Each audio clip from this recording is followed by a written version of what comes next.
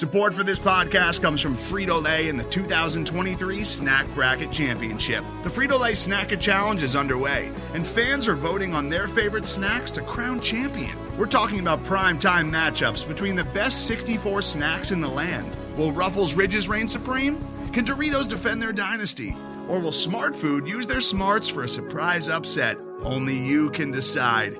Get in on all the action for a chance to win up to $1,000 or a year's worth of snacks. Let your snacks be heard. Just go to fritolaysnacket.sbnation.com to vote and enter for a chance to win. No purchase necessary. Sweepstakes ends April 3rd, 2023. Void where prohibited. Year's worth of snacks awarded in the form of 52 coupons, each good for one bag of chips. See official rules at fritolaysnacket.sbnation.com. The Black and Gold Banneret podcast is brought to you by the Unger Real Estate Group, powered by eXp Realty, proudly serving Orange, Seminole, and Lake counties. Call 407-790-9957 or visit WeSellOrlando.net. How's it going, Night fans? Welcome to the Black and Gold Banneret podcast and our first summer session of the summer of 2018. My name is Jeff Sharon. Thank you so much for joining us. It's the summertime. It's the dog days, and you know, one of the things that happens is, actually not a lot happens. So this was our idea for, we did this last year, and we're doing this for the second year, is that we're going to have some interviews, extended length interviews with UCF coaches, former players, people from back in the day that you might find interesting. And we're going to have them throughout the month of July, and as we head into August when sport preview starts rolling around, our fall sports previews. So that's what we're going to do. And we're going to start today with a really special one having to do with football, and it is UCF alumnus, former wide receiver Jimmy Fryzel. Now, this is a re-air that we did of a show we did. It was show number 81 back in the fall. This was before the Peach Bowl, when UCF came into that game 12-0 before beating Auburn. I actually ran into Jimmy in Oviedo, and we struck up a conversation, and he thankfully agreed to come on the show. Now, Jimmy, you'll remember, was a wide receiver for UCF during the Mike Kruzak era. He graduated after the 2002 season, and he was part of a really dynamic duo. He and Doug Gabriel were UCF's two best receivers in a season where UCF, it was really the peak of the Mike Kruzak era in 2002 when Ryan Schneider was there. Of course, within a couple years, George O'Leary would be the head coach, but that 2002 team was a lot of fun. So we talk about that. We talk about playing in that offense that he played in and the similarities to UCF's offense in the last couple years under Scott Frost and heading into the Josh Heupel era. So a couple of reminders. Of course, follow us at blackandgoldbanneret.com for all the latest UCF news and analysis from throughout the summer. Anything that happens, we'll try and have something up there for you. Follow us on Twitter at UCF_Banneret. You can also follow me at Jeff_Sharon. Follow also Eric Lopez at Eric Lopez Elo and Brian Murphy at Spokes_Murphy as well. You can also hit us up on Facebook at facebook.com/blackandgoldbanneret. So, by the way, and you might want to follow us very closely in the next week or two because we're going to have some big news dropping here in a little bit. Remember, UCF_Banneret on Twitter. All right. So, without further ado, here's our first summer session, and actually it's technically a winter session, but our first summer session, former UCF wide receiver, Jimmy Fryzel. Jimmy, thank you so much for joining me. How are you? I'm doing well. Yourself? Doing great. Thanks for taking time for me. Let's go ahead and start real quick because, you know, your football background at UCF, you know, for those of us, you know, like me who are, you know, UCF historians, you're one of the great names in UCF history. You were born to a football family in Youngstown, Ohio. Your dad, Dale, spent basically his entire life in football. You guys found yourself down in Lakeland. So you went to Lakeland High School, which for anyone who doesn't know is, first of all, one of the great mascots in all of sports, the Dreadnoughts. And you played for the great Bill Castle, where you were part of the 1996 team that, as a freshman, that won the state title. Your brother Dennis was on that team. How did you get to UCF in 1999? Well, I was fortunate enough to actually be zoned for Lakeland, even though at the time my dad was actually coaching at a not a rival high school, but a lower high school, we'll say. And he gave really my brother and myself the chance, hey, you can either come to school where I'm coaching or you guys can go where you're zoned. And basically my brother was a couple years older, went to Lakeland, saw the football program they had, and I just followed suit. Was fortunate enough to start, like you said, in 96, my sophomore year, started 3 years. I think we lost 2 games. And really it was Coach Alan Gooch and Coach Beckton at the time, receivers in kind of Lakeland area that was recruiting. And I went to a summer camp, post Dante. So that was the first year post Dante, and went to the summer camp before my senior in high school. Worked out, ran really well at their little mini combine, if you will.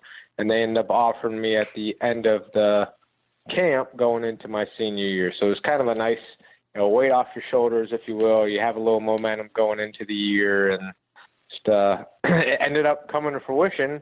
Got some other offers, went on some other visits, but my parents were really happy to have me stay here in Florida, so it was local. And just the offense that Coach Kruzik at the time ran was a wide open, pass happy, where at the time at Lakeland I was a little more of a wide blocker. We were a triple option team, dominant, but by third quarter we'd all be out sitting on the sidelines, and it really wasn't a stat happy for a receiver kind of program. Right, yeah. 1999, when you got to UCF, and by the way, when you graduated high school, I'm pretty sure that if I had been a high school classmate of yours, I probably would have hated your guts, because you were one of those guys who was all everything at everything. Student council, junior class president, you were in the National Honor Society, you were in the Fellowship of Christian Athletes. You also lettered in track and soccer. You come to UCF in 1999 as a freshman, and for those of us who don't quite remember the Mesozoic period of UCF football, what was it like when UCF was a D1 independent trying to fight for college football respect at the time? It was difficult. Looking back now, I think maybe we had 25 or 26 bowl games. Mm-hmm. So, not having any ties to a conference. I want to say the year before, I think Culpeper's last year, they went 9-2. Right. And they could have beaten 1 or 2 ranked teams. They're very close games. And they didn't even get a bowl invite. So as well, I guess, recruiting tool as the coaches turn it into, because my first year we started off Purdue, Florida, Georgia, Georgia Tech, had Auburn on the schedule. You live to play in those stadiums. So it's a great recruiting tool, but you really needed to win every one of those games as an independent to even be invited to a bowl game. Right. So it was difficult. we didn't get into the MAC conference until my senior year. And geographically, it wasn't ideal for us, but we just saw, I'd say 3 out of the 4 years, we were above 500 with our records, which now bowl games are looking for anybody who even is 500. They've taken 5 and 7 teams before the bowl games. Yeah. So it was difficult for postseason, being independent. Yeah, it's easy to forget, because also I think I remember my freshman year was 01-02, which was your junior year. And I remember that there was, in addition to all that, for example, like you guys practiced outdoors. And during the summer, when it's raining all the time and there's thunderstorms rolling through Central Florida, well, we can't have you guys out on the practice field. So everyone would. So I think I remember you guys would have to go inside, right, to like the education gym to get your summer practices in and stuff. It was like, you have the indoor facility and everything, but what was that? What was that kind of like? Well, it was the time of that school. I think we still had almost 30,000 for admissions, but you had no on-campus housing. I mean, you walk on that campus now where the stadium is, even all the dorms, it was nothing there. Yeah. So, with our practice fields, and sure enough, always in the summertime, we practiced in the afternoons, you always had rain come about 3 o'clock. So, yeah, we had some games where everybody piled in, and you had about a half a basketball court to try to run the offense and a half a basketball court to try to run the defense. And it was probably not the ideal situation for the coaches, but we did what we could with the environment we had. And, that's where you kind of throw in a lot more film study, if you will, because it almost became a little bit of a walkthrough at that point because you couldn't stretch the field. Everybody basically was congested, and DBs are sitting on routes. And, not realistic. What was it like playing in Coach Kruzek's offense? At that time, it was ahead of its time. Now it seems like everyone runs a variant of the spread that Coach Kruz ran. Yeah, it's crazy to see that now. This spread offense that everyone runs, it's really what we had, those run-pass options. We would go to the line of scrimmage, and it would either be the bubble screens or run the ball, depending on how many people the defense put in the box. Now you hear that RPO for Auburn's, UCF's, basically probably 50% of the teams right now. We were ahead of its time. We didn't do as much no-huddle. Our no-huddle is still really the 2-minute drill, but it's weird to watch the game now and go back and think of those were some of our most successful drives. Is we were going no huddle, but our conditioning, I don't think, was at the level that all these teams are now because they constantly do it at practice and they do it all through the games. So I think we would have died at that time if we tried to consistently do the no huddle. In 2002, your senior year, UCF, like you mentioned, got into the MAC, the Mid-American Conference. I remember I was there for the announcement that UCF was finally in a conference, and this is going to open up the possibility to do it to bowl games and conference championships and everything. And you're right, it wasn't geographically favorable. You had seemingly half the teams in Ohio, half the teams in Michigan, and then us. But I remember I felt at the time that it was the perfect fit in terms of competitiveness. And that first year in 2002 pretty much almost bore out correctly because that was a really good team. Even though the final record was 7-5, 4 of the 5 games were decided by less than a touchdown, 3 of them by 3 points. How close was that 2002 team to being a truly all-time amazing team in UCF history? I think we were probably 4 weeks too late. Just saying, we lost I remember Penn State, the opener, up there, blocked field goals, just, first game, a couple mistakes. Second one was out of Arizona State. We were up at half and just fell completely apart. Third game, I think, it might have been the Marshall game. So we started off 0-3, and we still were fitting people in. I even moved more to the slot toward the end of the year. And I think it was just we found the right fit at offensive line. We found the right fit of which slot receivers were going. And by the end of the year, we were unstoppable on offense. And it's one of those you wish you could have played some of those teams toward the end. But unfortunately, at that time, when you played that better competition or those higher-ranked schools, it was basically those first 2, 3, 4 weeks you had to get them out of the way because the rest was all conference play. Right. Now, I remember the Marshall game, I remember stuck out because that was the first ever conference game in school history. And it was up there in Huntington, and Marshall was a big deal because they just won the conference. Byron Leftwich was a Heisman candidate that year, and we came so close in that one game. But then you look at the point totals that you guys put up, 48 against Liberty, 45 at Buffalo, 48 at Miami of Ohio, 42 at Ohio. There was some real talent on that team. Give me some of the names of the guys that you remember because I got a list of them for word association here, but there was some amazing talent on that team. Yeah, we actually, I want to say, Ryan Schneider was our quarterback. Yep. I know he had over 3,000 yards. We had Alex Haynes as our tailback. He had over 1,000 yards. Doug and myself, Doug Gabriel, we had both had over 1,000 yards. We had Luther Huggins and Tavares Capers were, I think, sophomores at the time. But, those were solid number 3 and number 4 receivers. We just had some good depth. We shared the ball around. And, like I said, statistically, to have, 1,000-yard back, 2,000-yard receivers, we had some offensive yardage. I'm going to do some quick word association with you, and I'll just list a name, and then you say the first word that comes to mind. You ready? Okay. All right. Ryan Schneider. Gamer. Doug Gabriel. It's weird now because Doug now is one of those lifelong friends. Yeah. He's one of those. He was a great competitor, great alongside.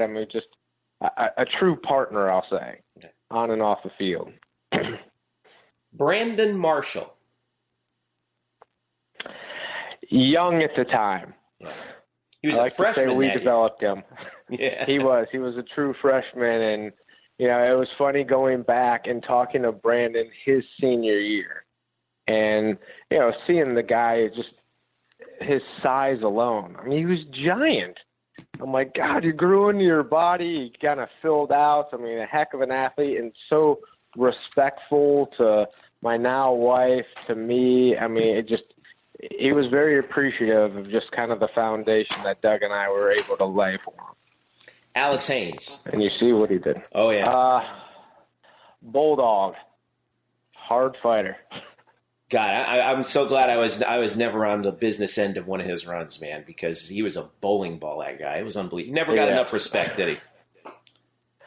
No, I think just because we did throw the ball a lot, they didn't try to say, he's not a power back.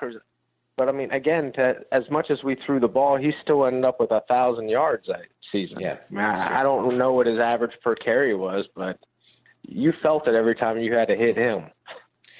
Atari Bigby. Pure athlete. Here's one for you. I think. I didn't ask you his name yet. Asante Samuel. Best corner I ever played against. You guys must have had some serious battles out there on the practice field. We did. It was fun. Asante is another guy that just love him as a person. A little surprised, I guess, what he ended up doing in the NFL. He always had the athletic talent. It really showed, I think, in his New England days just how smart of a corner he was. Yeah. He was so athletic, we would kind of put him on an island and just let him lock somebody down. But seeing kind of his defense he was put in with New England really showed his intelligence for the game and led to a number of those picks that he baited people into. Right. Last name for you, Matt Prater. True freshman at the time, but had a cannon for a leg. Still has it. Yeah. Well, you were the holder, I think, too, on special teams, weren't you? Yep. Yeah. Yep. He was... So it's funny because Oh, go ahead. I'm sorry. I was going to say, as his true freshman year, I remember one thing with Matt is we're going through training camp, and I was the holder at the time, and I remember he came up to me as a freshman and was like, hey, I want you to hold for me. I'm like, who's this little kid telling me he wants me to hold for him? And sure enough, I remember Coach McFarland at the time. The height that he got on his kicks and the power for just a freshman was incredible. Yeah, I remember he hit that 53-yarder against Penn State, and we were like, whoa, who is this kid? This is a real weapon. True freshman making a 53-yarder in front of 105,000 people. That was something. And what was the guy? I remember the guy he beat out was Ryan Feely, who was Jay Feely's little brother. Remember that? Yep. Yeah. So that tells you how good he was. I was with Jay in Atlanta. I remember we were kind of talking about that. But look now, he's got the NFL record for the longest kick. Right, and he's still going. Amazing. Right. All right, let's take a quick break, and we'll be right back with more with Jimmy Fryzel after this. This is the Black and Gold Banneret Podcast Summer Session. The Black and Gold Banneret podcast is brought to you by the Unger Real Estate Group, powered by eXp Realty. Sam Unger and his team proudly serve Orange, Seminole, and Lake counties, specializing in buying, selling, and new construction. Sam is a proud UCF graduate, class of 2006, and he's such a dedicated Knight fan that right now, if you work with him as your realtor, he will donate a portion of his commission to the UCF Football Excellence Fund in your name. So if you're ready to buy a new home or sell your current home, upgrade or downsize, Sam and his team have you covered so you can find the right home at the right price in the right location. So give him a call right now at 407-790-9957. Again, that's 407-790-9957. Or visit on the web at WeSellOrlando.net. Again, that's WeSellOrlando.net. You can also reach them on Facebook at facebook.com/WeSellOrlando. Get in touch with the Unger Real Estate Group today and make finding your dream home a reality. Hello, Night Nation. I'm Andrew Fegley. And I'm Trey Strelko. Where are we? This isn't our usual spot. It looks like we've landed in the Black and Gold Banneret podcast. Oh, yeah. I've heard of those guys. You know, Nightline has UCF sports covered. Week in and week out, we bring you interviews with newsmakers and in-depth analysis of UCF sports. Subscribe to our weekly podcast on iTunes, SoundCloud, Stitcher, or wherever you get your podcasts. Be sure to subscribe to Nightline on YouTube, like us on Facebook, and follow us on Twitter at UCF_Nightline. Trace, can we go back to the 1148 studios now and start working on our next all-new Nightline? How do we get out of here? Go Knights! Charge on. Now back to you guys in the Black and Gold Banneret podcast. All right, welcome back. Let's continue with our interview with Jimmy Fryzel back from December here on our summer sessions. You know, you bounced around with a couple of NFL training camps. Miami, I think you started out. In fact, my buddy Matt Brodsky, who actually worked for a time with the Dolphins, was like, "Hey, Jimmy," one time down in Davie, and let's go Knights. And you recognized that and came over and talked to him.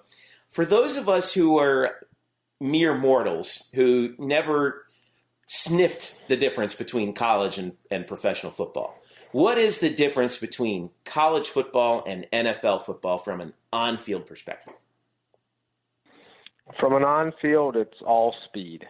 I mean, everybody can run. When you have defensive ends that are just giants of humans that can run the same speed as skill guys, it is such a speed game. What was the moment when you realized that speed? I'd have to say just our first kind of training camp in Miami. We just had like a mini camp soon after the draft. It was like a 3-day camp, and you got out with everybody and just, I mean, it was a professional business organization where everybody took care of their own job. They warmed up by themselves. You know, everybody was ready to go at the initial onset of a hike, if you will. And, I mean, I remember just thinking how much more of an athlete I was, even through all the training after your last year, and how much faster I was. And you're just all on the same level at that time. Yeah. I mean, everybody could play at that level. You latched on in the Arena Football League with the Orlando Predators. You had 3 successful years there. When you played in the Arena League, you know, the Arena League was at its real peak. It was on NBC. Attendance was the highest throughout the league. It was the largest number of teams. I think there were 19 teams at the time is where it peaked. What did it mean for guys like you to get a shot in the Arena Football League? And do you think that the NFL needs a developmental league sort of on that level now? First, I don't think they need. I mean, it was a great addition, like another option. I don't think the NFL needs it just because the way college football is now. Mm-hmm. And honestly, your length of a career in the NFL is so minimal, and there's so much turnover. From my standpoint, and because we were kind of at the peak, I'd say 90% of the people at that time had some type of NFL experience. And it was some guys who just might have gone with the wrong teams, or they were drafted but never got to put anything on the field. It was always kind of bubble guys, if you will. Some guys went up, some guys came back, some guys went up. It was just another way to kind of display your talents. It was a different style game than outdoor football. And that was one thing that I remember Coach Jay Gruden would always say. He's like, you have to respect this game. Don't think, oh, because you're on an NFL team or NFL roster, this is beneath you. It was that different of a game that's one of the reasons I enjoyed it. It was just more fitting to my style of route running or my style of adjustments. There were a lot more options that I was given in running routes and creating separations from DBs. Well, I'll say you enjoyed it because in 3 years you scored 49 touchdowns, which is, I mean, it's the arena game. There's more offense, but that's still an astounding total. What was your favorite moment going back to your days with the Preds? I mean, probably ours going to the Arena Bowl. That's going to, not actually in our Arena Bowl game. You know, you always think, it's funny, people will say, oh, yeah, you can get there next year. You'll get there again. You guys have the same team. But at that professional level, when you see it, with the exception of the Patriots, just how hard it is to be a back-to-back, championship team. Yeah. That year, I mean, it was awesome. I mean, it was really a fun time. Our team really came together. Joe Hamilton was our QB. We had a good rapport that year. Really had a lot of fun, and it was an entertaining game for the players because you only had 20 people. You would travel. It's always commercial flights, so just a lot of the camaraderie on the actual flights, and I guess making other passengers sometimes uncomfortable. But it was a blast. The sad part was kind of how your career came to an end. I think it was in February of 2008 where your knee went out on you. And then it was just bad timing because right after that was the work stoppage. And the league kind of pancaked from there. So tell me about that period of time and how the Arena League kind of fell off the map a little bit. Even though it's still going even now, it's a shell of its former self. Right. Well, because we had good athletes in the league, and you had the TV contracts, and honestly, our salary caps per team continued to go up. Mm-hmm. And when you have salary caps get to a certain point, you have to have the TV revenue. It's never the attendance revenue. Right. And, our ownership at the time, like Jerry Jones, you had Bon Jovi, Jaworski was part of it. I'm trying to think who was a national country singer in that. I think John Elway had a piece of the Colorado team too, didn't he? Yeah, Elway had a piece of Colorado. So yeah, we had a lot of ownership that was celebrities, if you will. So it brought up a lot of attention. And honestly, I think they were just paying the players too much. And that kind of started, we're not getting the TV revenue. I think that was really covering the salary caps. The attendances still weren't full, even though Orlando had a great presence just around the country. They weren't filling up all the time, and everybody had those same caps. So somehow you had to be able to afford all of these players. For me personally, of course, blowing ACL, one-on-ones, non-contact, and I just overstrided, stuck in the ground. I heard it pop, hoping the best. Meniscus was not. I can look back now, and honestly, I was fortunate that happened just because it got me into my work career I'm in now. And I believe they didn't actually make the announcement for that stoppage of Arena until December, and usually we reported to camp in January. Right. So it really kind of caught a lot of these guys, and there were rumors going around, But a lot of the guys, we were always paid, 6-7 months of the season, and those other 5 months, you're on your own. So a lot of people would budget their salaries to go through the 12 months, and unfortunately, when that 13th month came, you didn't get a paycheck again. So I think it caught a lot of people off guard where they had a panic. Me, I was fortunate enough to kind of get into a career while the season was still going on, or just to the end of it. Even though I thought I was coming back, I was able to get into something else and not be stressed. So what are you doing now? So I am actually selling medical devices. So at the time, the surgeon that actually operated on me was just asking what I want to do post-football career, and told me about it was sports medicine injuries. So it's injuries I always saw in the locker room, you always saw on ESPN, and I'm kind of on the other side of it where I just had an ACL, and now I'm going into the OR and actually seeing ACLs done and selling medical devices to help those procedures. How close are you to the UCF football program now?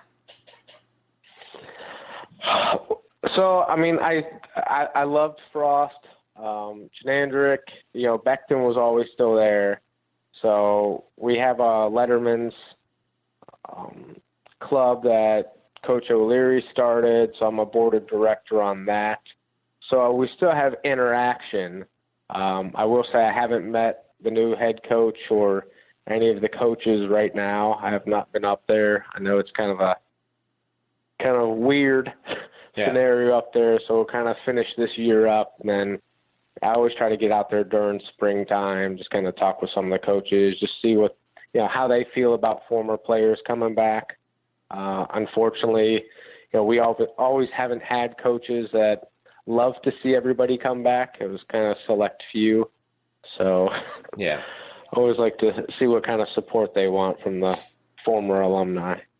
What did you think of? I know it is such a weird situation now, but hey, UCF this year is going to the Peach Bowl, second big time bowl game in school history, including obviously 2013 with the Fiesta Bowl, and now it's like you almost take going to any bowl game for granted almost at UCF. What did you think of this year's team and the offense that they were able to put together? As they were able to, Mackenzie Milton, for example, I think surpassed Ryan Schneider's numbers for touchdown passes and total offense. They're knocking down some of your guys' records from 2002. They're exciting to watch. I honestly loved it as a receiver because you did spread the ball out. As much as I like some of the individual receivers just watching their techniques, we spread the ball around. Every different game, it was another player that stepped up. And there was just so much speed, and there was so much, coaching that went into getting those players in space. And that's what I loved, is they just hit those guys when they're on the runs and 2-3 yard safe completions, and then we could take them for 40. So it was really exciting to watch that this year. My wife, kids, myself, I loved it. It was just a different style of football. Even though Coach Frost was here last year, it was just different offensively than what we've had for maybe 5-6 years. Yeah. I, as a fan and as someone who's covered the program since I was, a student, back when you guys were playing, I was always, I'm appreciative of, as a fan, of what Coach O'Leary did in the 13 years he was here, but I feel like we were starved for that sort of entertainment value, if you will. And I know that that's not everything in college football, but it was so fun to watch. And do you think that it's going to stay like this, or do you think that or is football kind of like a cyclical thing? I think football goes to whatever works at the time. You had those power, 2-back sets, pound it down your throat. Even look at the Big Ten that everybody used to say, all they do is run the ball. The Big Ten now opens up. I think football has moved to you throw maybe 50-50 or even 60-40% of the time, when it used to be, you might throw 20% of the time. Yeah. Like you said, from entertainment value, it always helps when you win. I mean, you could be throwing the ball just as much, and if you're losing, people are going to grumble, people are going to complain. But I like it from a receiver standpoint just because it reminds me more of that arena style. I mean, like you said, it's touchdowns, it's points, it's entertainment. I know, the 5-yard chuck rules, there's a lot of rules that have changed in football, too, to kind of be more pro offense. And marketing, TV they get it. Mm-hmm. They understand that people want to see points because that is more entertaining. How do you think you would have done if we transplanted 2002 U into 2017 UCF? I probably would have had a blast. I mean, would have been fun. I mean, again, like we talked earlier, I can't say that we didn't throw the ball around because we were one of those pass-happy teams. Yeah. I do like the creativity on how you're getting these guys in space with the ball. I think you can do a lot more with the yards after catch than a lot of kind of the stationary positional routes that, you're catching the ball, but you're kind of getting the ball standing still, whether it's hook routes, stop routes, and it's harder to, run after catch versus when you're getting people on the move. Right. So we've got, so as we finish up here with you, Jimmy Fryzel, well, you're going to be up in Atlanta, right? Yes, sir. I will be heading up there the 31st. All right, you and me both. I'll be heading up there New Year's Eve as well. I'm hoping I'll run into you at some point, maybe at the Alumni Association thing or somewhere along the game. But like I said, thank you so much for taking some time for me. Holiday season's right around the corner. Merry Christmas to you and yours, and I'll see you come New Year's up in Atlanta, God willing. Thank you so much. You too. Merry Christmas, and hopefully we'll keep the power on the airport up in Atlanta. Hey, that's the truth. Yeah. Thanks, Jimmy. All right, that was awesome. Thanks again to Jimmy. He was so kind with his time. I know he's really busy, but it was great to talk to him. Once again, follow us on Facebook, facebook.com/Black and Gold Banneret. Follow us on Twitter at UCF_Banneret. Next week, we'll have a new summer session. We're going to keep it a surprise for you until it comes out next week. But for all of us here at Black and Gold Banneret at blackandgoldbanneret.com, I'm Jeff Sharon saying thanks for listening. This has been the Black and Gold Banneret Podcast Summer Sessions.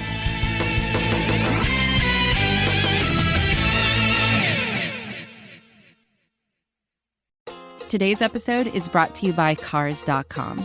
With over 2 million vehicles and 50,000 more added every day, Cars.com will match you with the perfect car for you, your budget, your life, your style. And if you're ready to say goodbye to your current car, Cars.com will get you an instant offer to cash it in. Just start by entering your license plate and get matched with a local dealer who will write you the check.